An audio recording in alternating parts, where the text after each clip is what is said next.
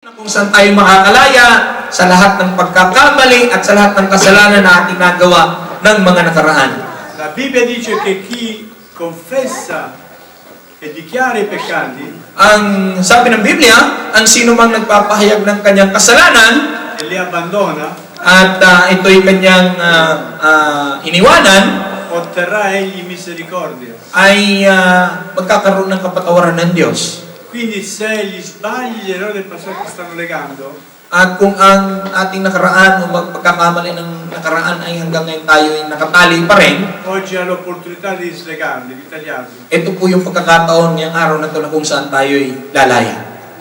Una seconda area che ci lega nel passato è questa. Ang pangalawa pong bahagi na kung saan ang tayo ay makakalaya mula sa nakaraan ay ito.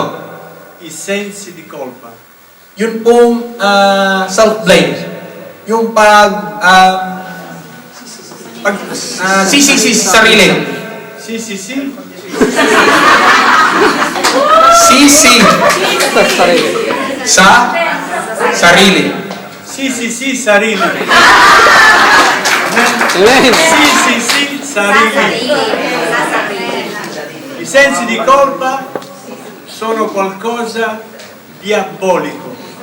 When we have that inner feeling of guilt, it is demonic. Galing po sa demonyo yung ganung klaseng kaisipan. Vi ricordate i fratelli di Giuseppe? Naalala po ninyo ang mga kapatid ni Joseph, Quando vendettero Giuseppe Sì, Giuseppe. agli egiziani noong binenta si Joseph sa mga Egyptians. e poi si dimenticarono di lui. Tapos nakalimutan na siya. Ma c'era il senso di colpa che li perseguitava giornalmente. Nandun po yung feeling of guilt, yung sisi sa kanilang sarili na yun po yung umuugil-gil sa kanila araw-araw.